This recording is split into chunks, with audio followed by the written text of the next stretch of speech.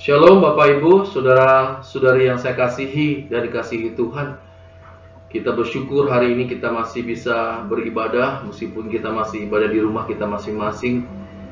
Nanti jam 12 waktu Indonesia bagian tengah, kita mengikuti live streaming dari Gembala Sinode kita, Pendeta Dr. Erastus Sabdono.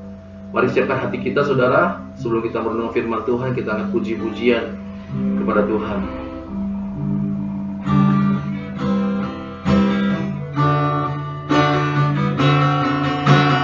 Keinginanku hanya dirimu, melayani perasaan Bapa. Di matamu ku istimewa, hidup bagimu sepenuhnya. Nyawaku, roh dan jiwaku, ku serahkan semua bagimu.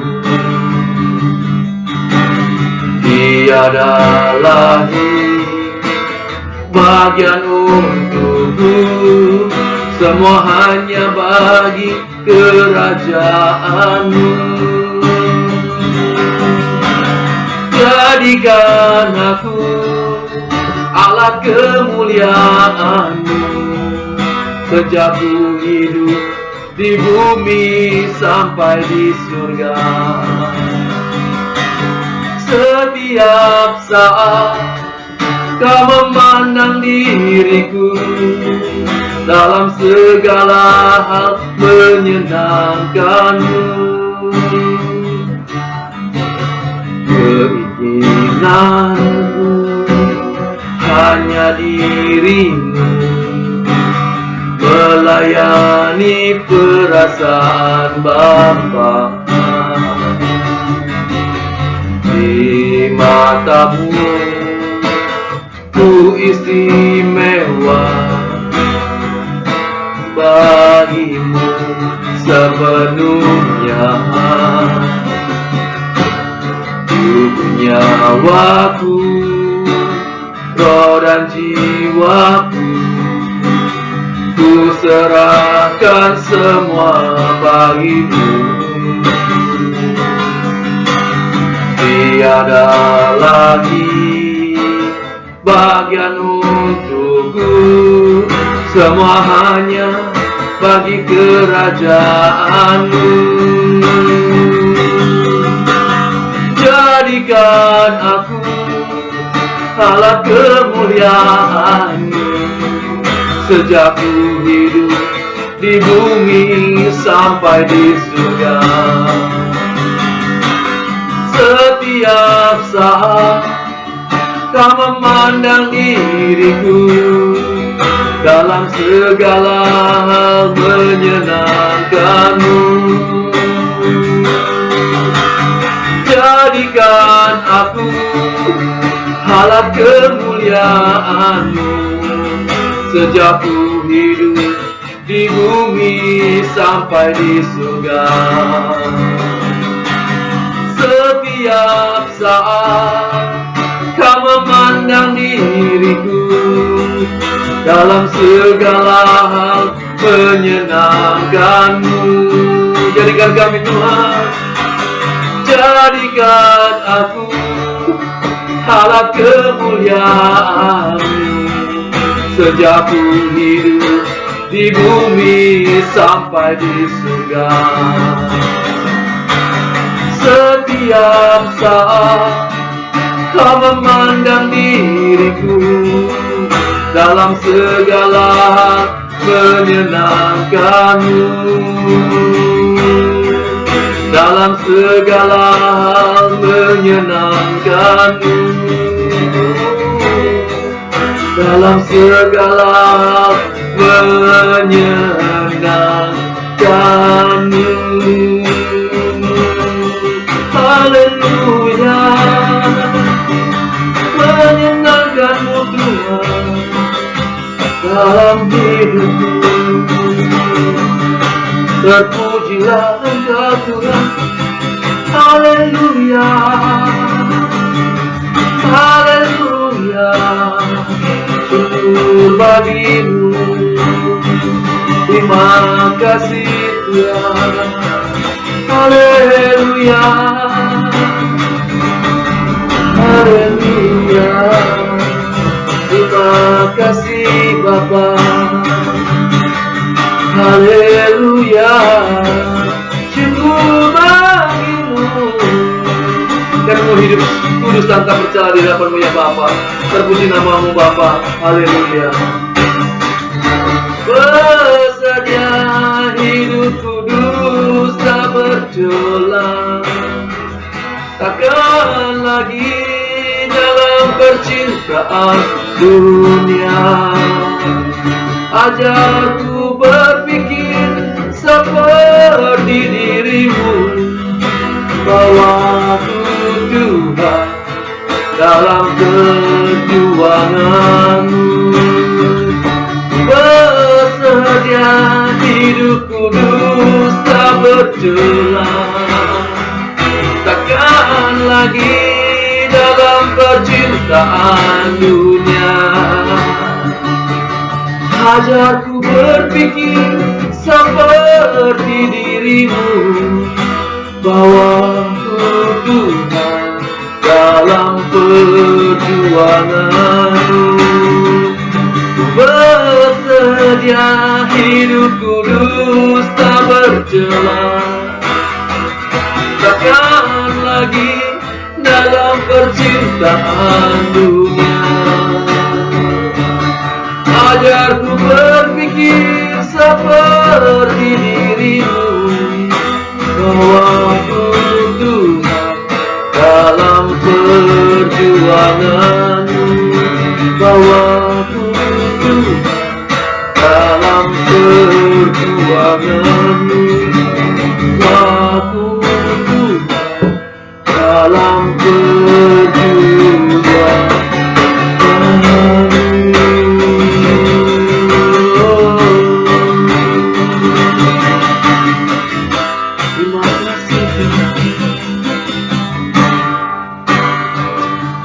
Bapa, kami mau hidup kudus dan tak bercacat celah.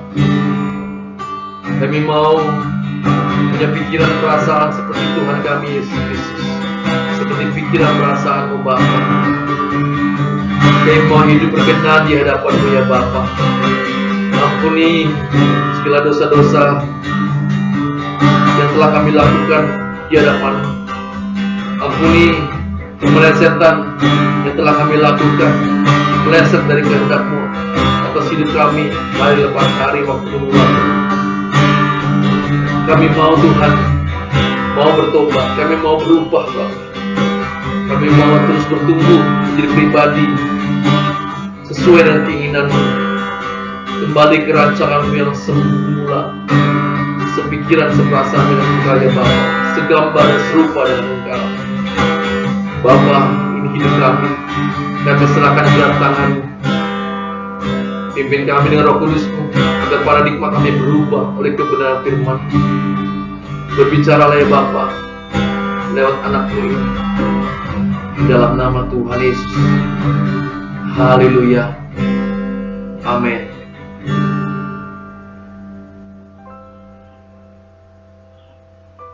Bapak, Ibu, saudara-saudari yang saya kasihi dan dikasihi Tuhan, kalau kita memprediksi, para ahli memprediksi masih 1-2 tahun, bahkan mungkin tidak jelas kapan wabah corona ini berhenti. Mungkin ada sebagian dari kita mulai berpikir apakah corona ini sebagai tanda bahwa kiamat sudah dekat, saudara.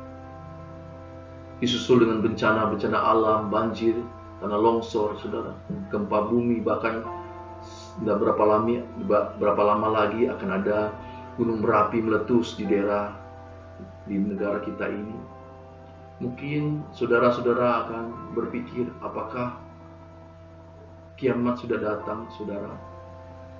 Saudara, kita harus belajar apa itu kiamat, saudara. Bagi kita orang percaya, orang Kristen, berdasarkan Alkitab, Kiamat terjadi ketika Tuhan Yesus datang yang kedua menjemput orang-orang salehnya di awan-awan.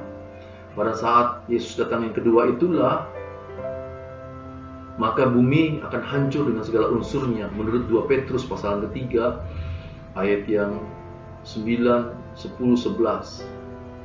Bumi akan hancur dengan segala unsur-unsurnya.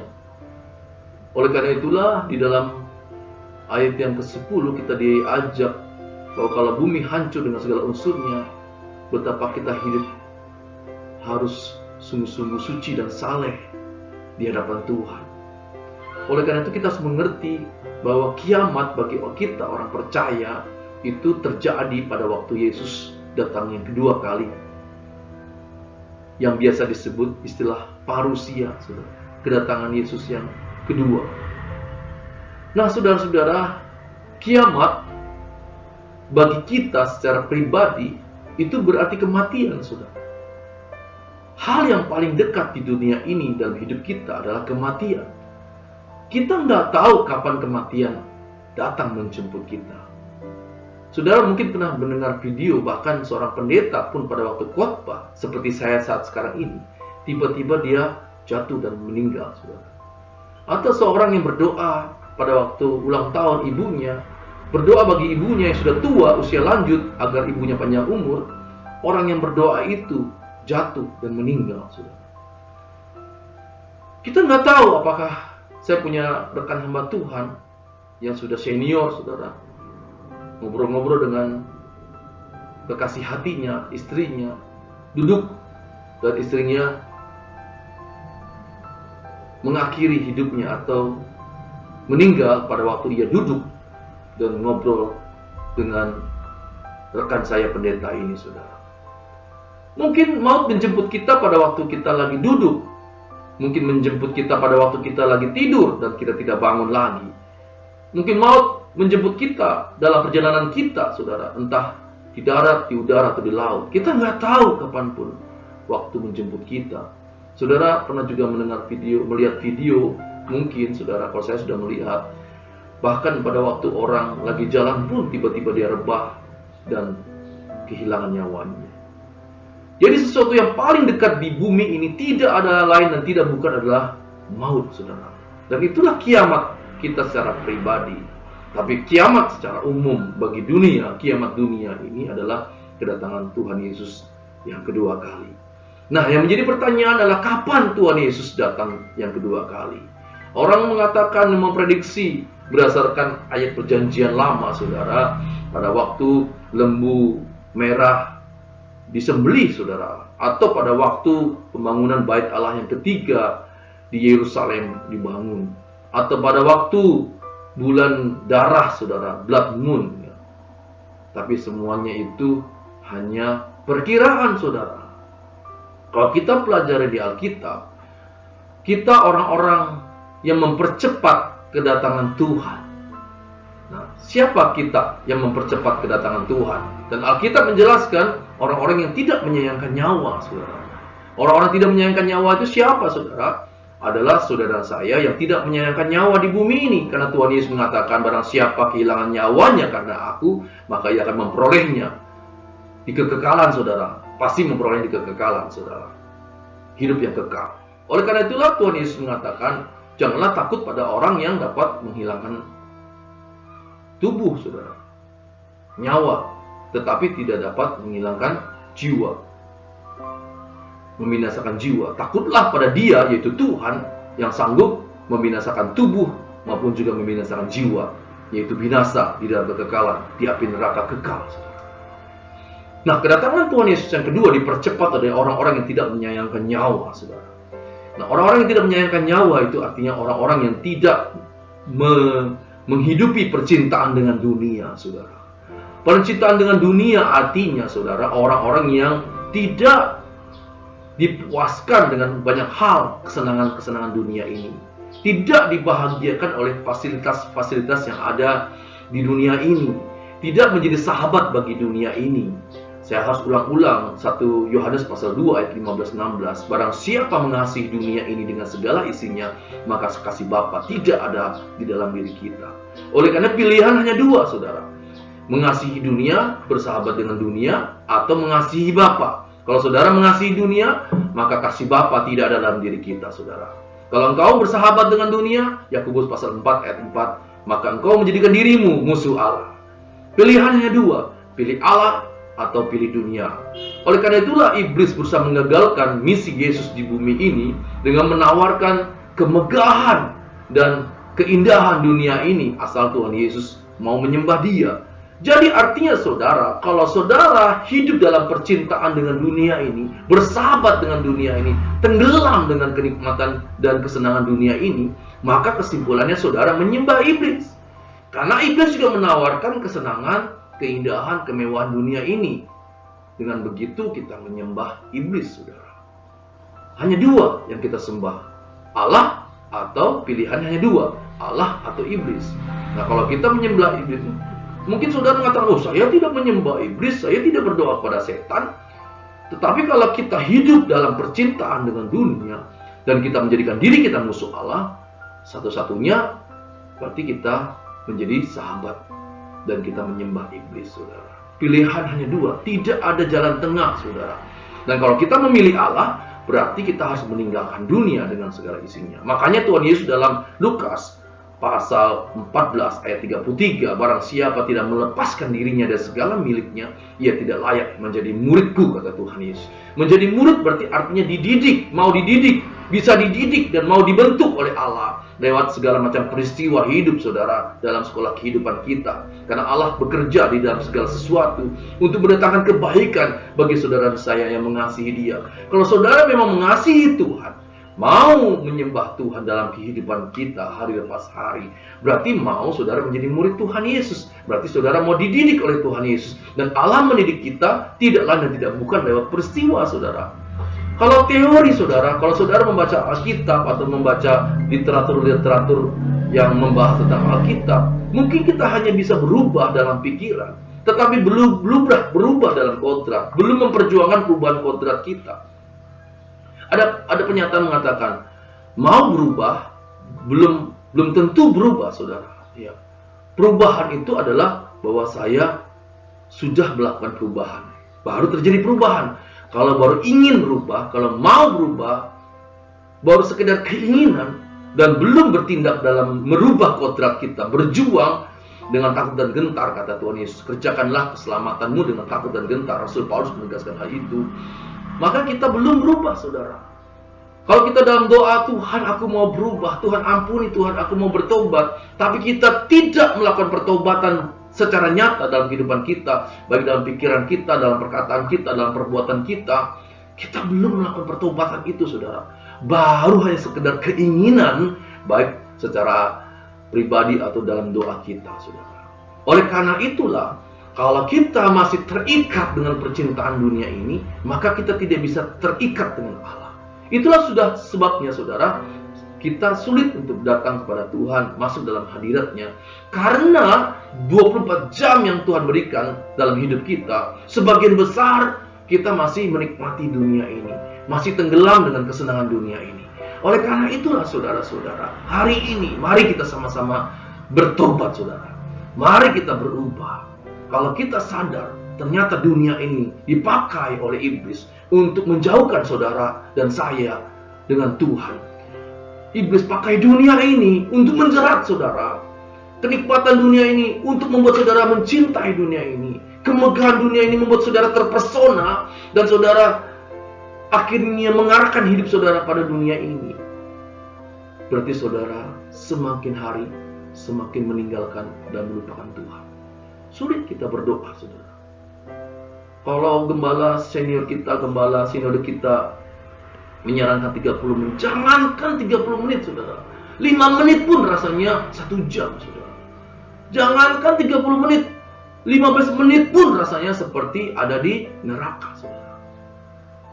Saya berkata begitu karena saya juga ngalamin, saudara. Tapi kalau kita pelan-pelan berjuang, step by step, secara alamiah, secara normal, saudara, kita tinggalkan dunia, kita melekat pada Tuhan. Maka 30 menit, 1 jam, 2 jam rasanya masih kurang dalam hadirat Tuhan.